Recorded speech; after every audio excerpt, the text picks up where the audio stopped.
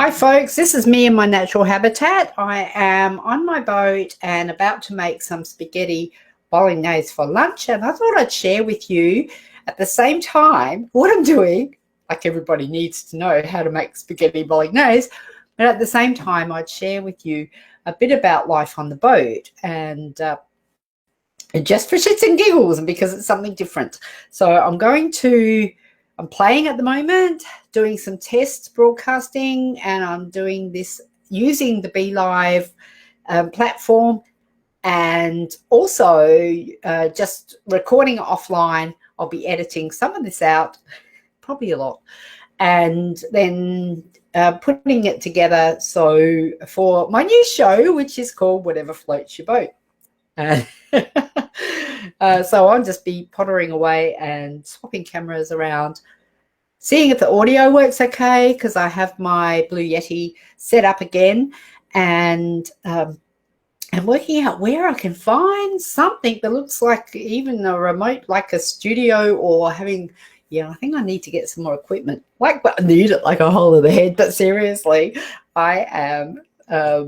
I'm ready to get into it again. It's been a few months while I've been getting things up and running on the boat, which is called Adaire to Dream, and things like just having an electrical system or the solar energy system working to a point where I can actually charge my computer, which is hallelujah. This is amazing. We've just got 3 new lithium batteries to do that, but also be somewhere I can have decent internet so that I can do a live stream. Now, I am it's probably about 100 meters offshore, and I'm not quite sure. There might be a bit too much. Let's just turn that around and I'll show you.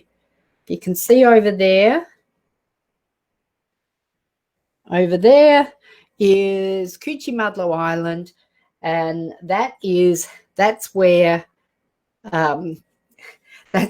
that's where I base myself here, just off of Coochie, and looking forward to being able to tiki tour and bring you live broadcasts from right around the Moreton Bay area when I'm up and running properly. So what I want to do today is I'm going to make a spaghetti bowl, like I said, and I'm going to involve, just cook it. I'm just going to cook it. I'm just going to talk about it, and we'll see how it goes from there. Okay, getting the ingredients. Let me just do this. I have a fridge, which is always a good thing to have a fridge. I have some mince thawed out here, and we want some garlic. What else do I need out of here? Get some chili, because we can't have bolognese without chili. And maybe a bit of butter, tomatoes. This is the reason why I have to do it today, is because I make it with just fresh tomatoes, and they're starting to look a little less fresh than what I like. So there we are. I think that's about it out of there. Okay. Yeah, these are looking a bit ordinary. All right. So, and what the idea is to make it all out of completely unprocessed. So, apart from the mince, because we wouldn't want to be cutting up a cow. Have a little herb garden, and as I move away, you won't be able to hear me as well. But what I've got up here, there's basil and there's parsley, which is struggling just a little bit, and there's equipment here. But I wanted to show the my herb garden here. I'll just get some scissors, because basil is a secret ingredient in making this stuff amazing. So I'll just get a snip of basil. Oh, I love the smell. Yum, yum, yum. And maybe you never have enough basil. It's all that fresh basil grow. that smell. Love that smell. Do you love that smell? I love that smell. Okay, so now get ourselves a fry pan. Don't have to go far to do it. That's good. Rummaging around down the bottom here.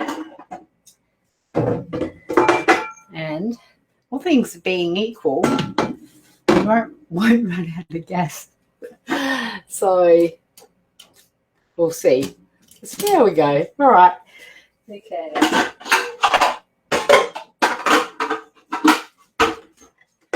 And of course, with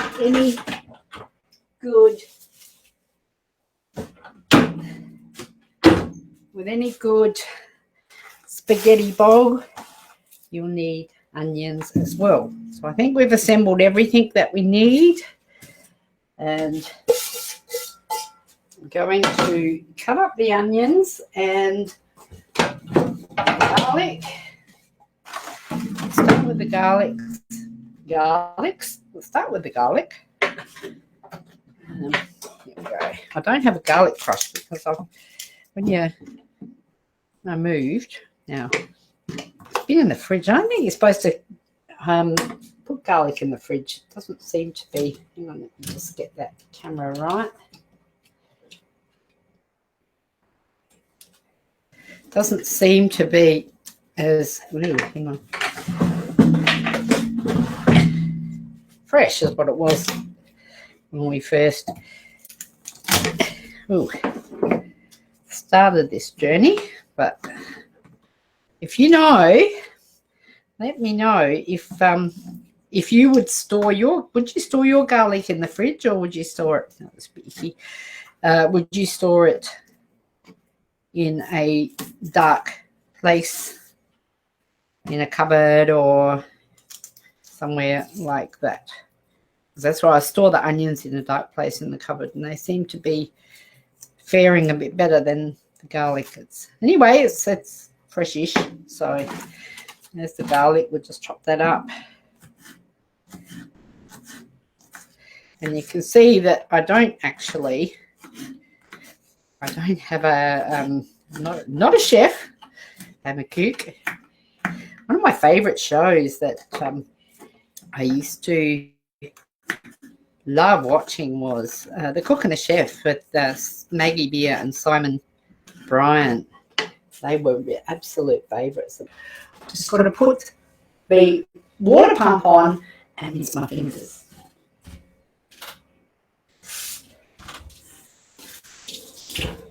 Okay, so the let's go. So buttons. So the water situation. I'll share that with you too. Actually, let me do the other camera for that, because to get water to the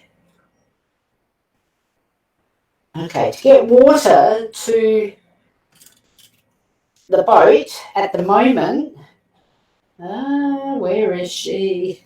It's hiding behind the. Move that.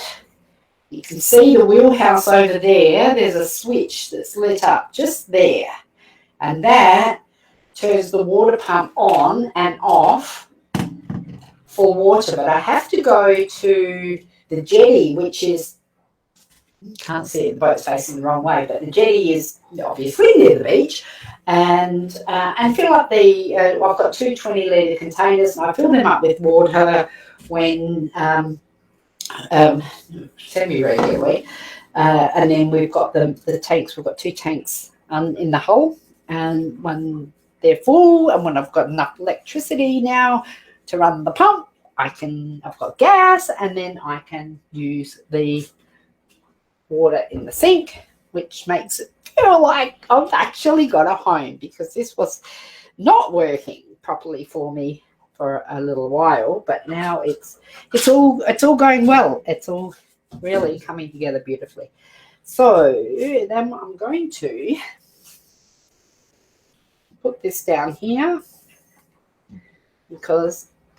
and at some point in the not too distant future, we'll have an assistant to help me with this. Now you're looking at, look at that. You're looking at my Be Live cup that was, hang on, there we are. That was sent to me by Irene when she was community manager. So thank you, Irene. I still love that cup. It actually did have it had a little fall, and now it's got a crack on the back of it. But I can't throw it out because it's my favorite. So even though I don't use it anymore, really very much appreciated. So let's get this cranking.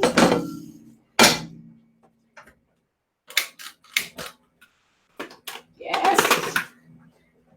And I'm hoping I won't run out of gas because the it's been a while, and although we haven't used heaps. I'm going to use butter to actually cook this in. I used to use olive oil, but then I was educated, and apparently when you're using olive oil, it doesn't the oil doesn't do well at high temperatures, so using butter. Interestingly enough, and that butter is all organically sourced from local producers.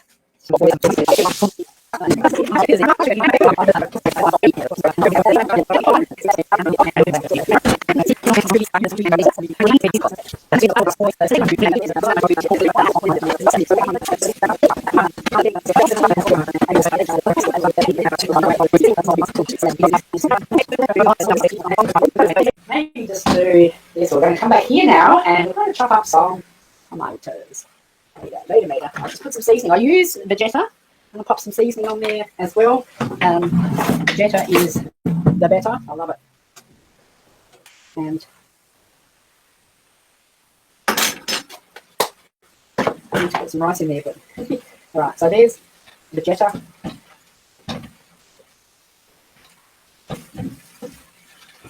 And now I'm going to see if these tomatoes. Now these tomatoes I did get from Coles, Woolworths somewhere. Those ones last week. These ones that I've got that they're organic, and they were from the Coochie Foodies from maybe over 2 weeks ago. Now these are starting to look like they really need, like I wouldn't leave them for any more. They'll start going moldy. But these ones still look like, yeah, you can eat them. So I'm going to chop these up and chuck them in. Let's see if I can do that.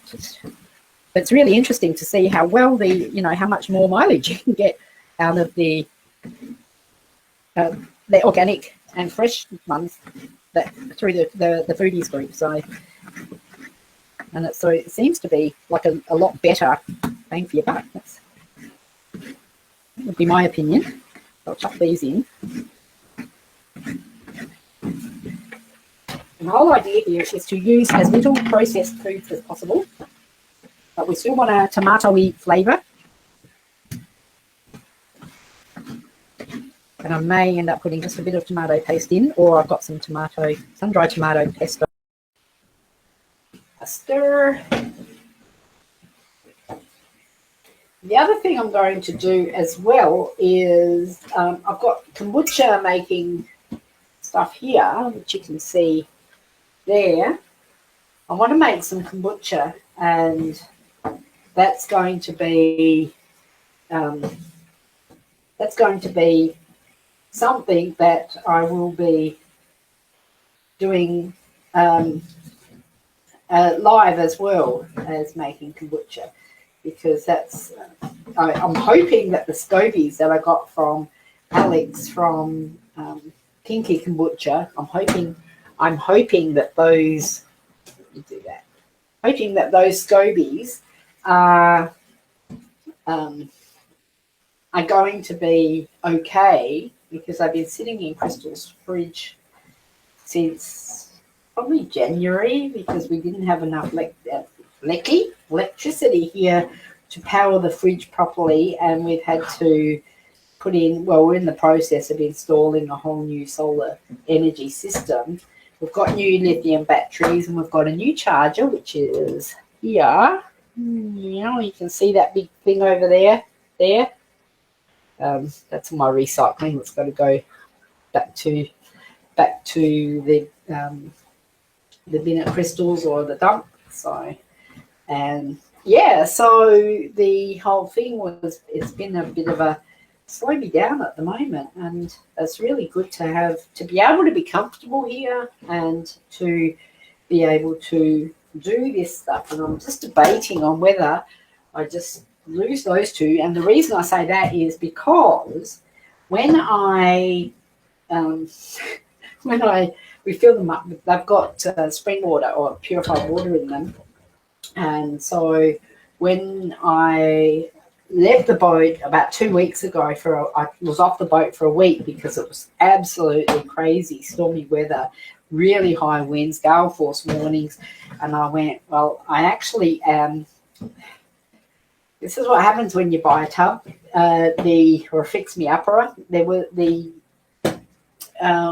anchor wasn't installed, like it was just like, it wasn't, the whole thing hasn't been maintained and it hasn't been loved like it should be.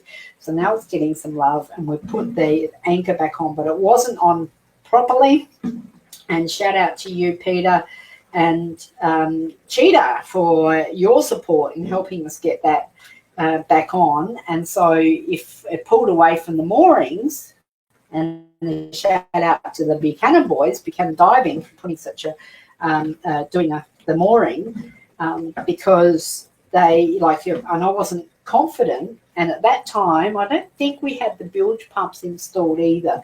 So all of this safety stuff had to happen so that I could sleep at night. And the other thing was, I didn't know. I don't know, and I still don't know, but I'm learning, and I will learn how to. It's still going. I'm wondering if I should tip that into a big saucepan. It's like full as, bro. So I'm learning. I want to learn how to drive the boat so I can take her to calmer waters when it's predicted winds, like it was the other day. The other week. But the upshot was I had these sitting here, and because they must have gotten really, really rocky, and these ended up, this one sort of slipped forward. That was empty, so sort of slipped forward like that and tipped out half the water. And I thought, oh boy, that's some serious water seepage that sort of went where it wasn't supposed to be. So that was a bit of a worry, and I ended up I'll go, well, I'm not going to use those until, like, I'll probably take them, I might take them to Nigel's and see if I can teach one of his daughters, Victoria. She would love to learn to make kombucha, and I think I'll do that. So they can go to another home. Whoops, I'm just making a freaking mess here. This one here, this big one, I think I'll keep on the boat so that I can use it, and I'll be able to make, I think that's 6 litres. Pretty sure that's 6 litres of kombucha when I get my stogies back. So anyway, so that's a bit of a journey, and everything has, it's not like when I first learnt to make the kombucha, it was like, oh, here we go, let's just grab the SCOBY and put some sugar and tea bags in a pot and off you go. It's been a whole massive process and a huge journey just to even get to the point where I can cook or have running water or a toilet. The toilet, actually, that was a bit of a cluster. We had the people who sold us the boat that sold us one with a macerating toilet, which means, Google macerating. Probably not a good subject to talk about while you're cooking, but what the hell. So they had this macerating toilet, and Yeah. They used to, you're supposed to, the law says you have to go a mile offshore to get rid of whatever's in the tank. And they said that, you know, that they went out and they'd emptied it, but they never go a mile offshore because you can't in this boat. And if anyone else does it, like, shame on you, because I was really disgusted. And I went, I can't, I just wanted something that was environmentally friendly and, you know, and sustainable. And so we took out the macerating toilet and put in a composting toilet, which we're really, really, really happy with. And again, shout out to you, Russell, for your help with that. That was pretty amazing. And the composting toilet had it's a full size toilet. Already for the Basil. It composts, and we had to have a fan installed, and it just does such a good job. And I was a bit dubious because I remember the old long chops from when we were growing up. You know, saying how old I am. I remember our first flushing toilet, but it was because growing up in rural South Australia is interesting.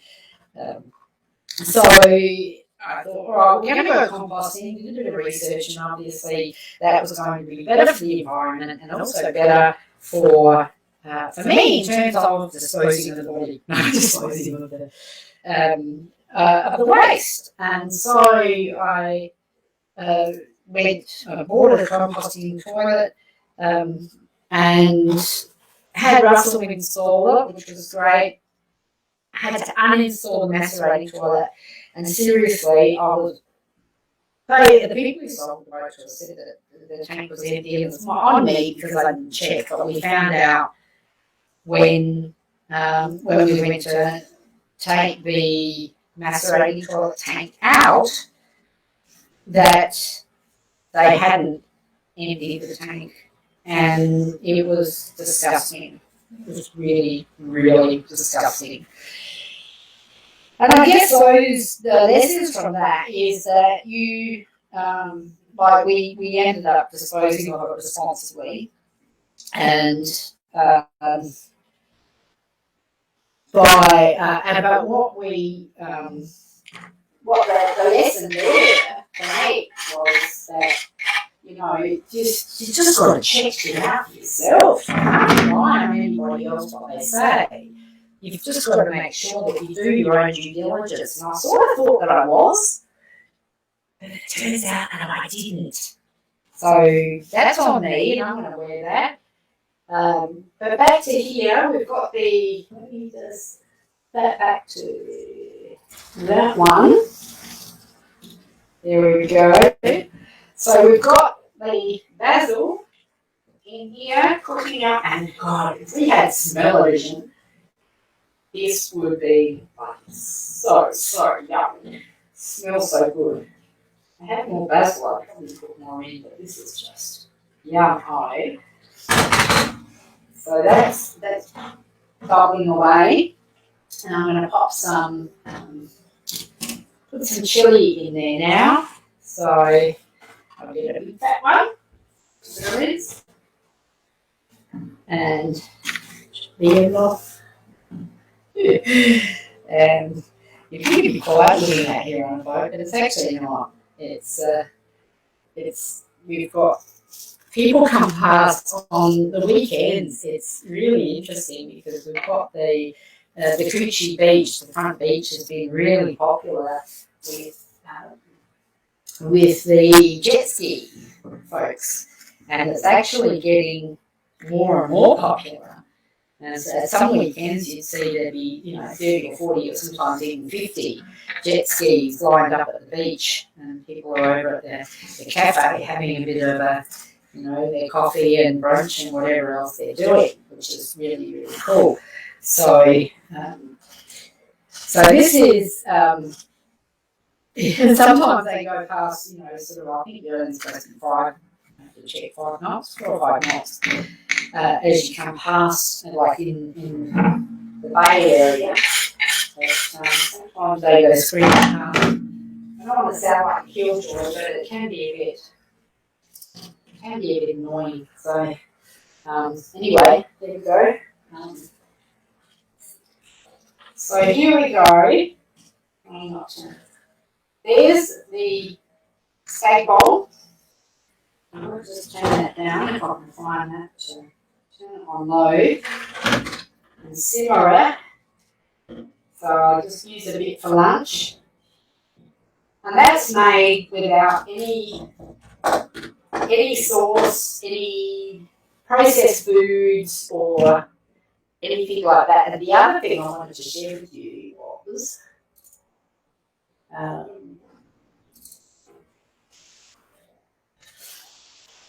this. If I can find it. Here we are. So instead of using pasta, this is something that you do have to get from Coles because I haven't been able to source it through the Coochie Foodies. But this is made with konjac, and what it is a vegetable, not a pasta, but it's just like spaghetti. So the only thing is if you make it and you mix it up with your sauce, it doesn't freeze very well. But here it's just like spaghetti. You can see that. And what I do is I drain it out and then add the just like you do with spaghetti, the pasta, you pop it on your plate, however much you want, and then you add the sauce on top. So there you have it, folks. And if you can see the boat rocking, the reason for that is because the way it is at the moment with the ferry, just pop over here, the way it is at the moment with the ferry, sometimes it really gets a rock up. This shut the window here. Because that knocks, and any knocking is just like that. So but it really gets a real rock up sometimes, and sometimes if you're looking out the door here, so there, can you know, there's a, so if you're looking out the door, there, dark, let me just take this around here. There we go, that's my kitchen door. And sometimes when you're standing there, you might be looking at the water, and the water's like there. So the other thing with living on a boat, and I've noticed that if you're not fit, I think it would be a real challenge. It's a challenge when you are fit, especially if you're older. And the other thing is, I think just this on and off, being stable, you know, just keeping your stability when the boat's rocking and when there's waves and moving around, because there's going to be times when it's, you know, obviously it's going to be rocky, the seas will be a bit choppy, and you'll still want to move around. I think it's really good to start with a strong core. Doing your exercises and keeping your core strong, I think, is critical, because if you don't have your strength, if you don't have your strong core, and if you find it hard to maintain your balance, which obviously a strong core is going to really help you with, I think people would struggle. So living on a boat, and I'm finding that I'm very well suited to it. And the one thing that I really find difficult is when it's really windy and really rocky, actually being in the bulkhead where the bed is. For some reason, I usually end up, just like, hang on, just move the mic, and I usually end up, when it's like that, sleeping over here on the couch. It seems less rockier, but it doesn't scare me. It's just like, it just seems to be, there's something a little bit unsettling, and I can't sleep when it's really quite windy and the boat's going like this. So, but that's, thankfully, most of the time it's beautiful, it's calm, and I'm learning to ride the waves when it gets a bit choppy. And as we continue to, and a big shout out and lots of love to you, Nige. amazing, amazing man. I wouldn't be this far down the path or doing on this journey, probably even at all, if it wasn't for you, your help and support, because that just means you have no idea how much that means to me. So lots of love. You have my heart. And I forgot what I was going to say because I just went off on a little, little sidebar. But I think that, having the safety staff fixed and some fundamentals like water, electricity, and sewage really help make the experience nice. So if you're going to go out and buy a boat to live on and you don't have 150 grand to spend, and you want something that's a little cheaper and may need a bit of TLC, just be aware that that the TL. I mean, people say a boat stands for, the acronym is bring out another 1,000, but I look at it, when we did the solar, the panels are still going up. That's around $4,000. When we did the solar at Tea Tree Gully in that physical house, we had to do the roof first. We had to clean the roof and respray it and put the solar panels on. That was like $15,000. So it does cost, the maintenance cost, but I think wherever you live, it's going to be some sort of cost. But if you can buy something like this outright to live on, then I think then you can factor in, you can pay yourself rent, and then and then do your maintenance, your annual maintenance, like your anti-fouling and your maintenance of the, all the equipment, like the motors and that type of thing. So anyway, then totally forgot to play it up. What am I doing? How can I cook and not show you what it looks like? All right, so here goes. Okay, so we'll get the plate. And we'll get the konjac. So I'll put this in cold.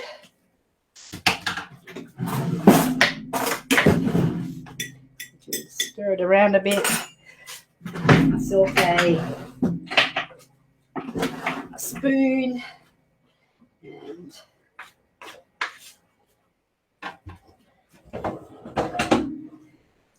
put some of this on here. Spaghetti Bolg spaghetti sauce on top of the konjac. I like to put a bit of the sauce on as well. And this looks like way too much, but that's all right. I'm hungry. You can have Parmesan cheese. I like tasty cheese myself.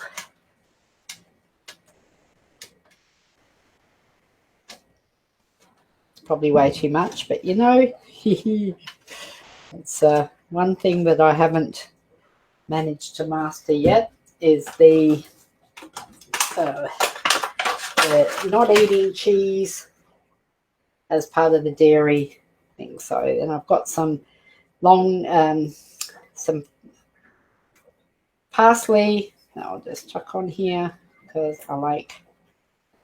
This is not grown in my herb garden. This is grown in someone, and it's not organic either. I think I got it from Woolworths. But we do what we have to get where we need to go at some point in the not too distant future. I like my parsley too, by the way. At some point in the not too distant future, I will be. There we are. I'll be eating my own parsley once I figure out how to do it. So there we go. Now we'll do a taste test.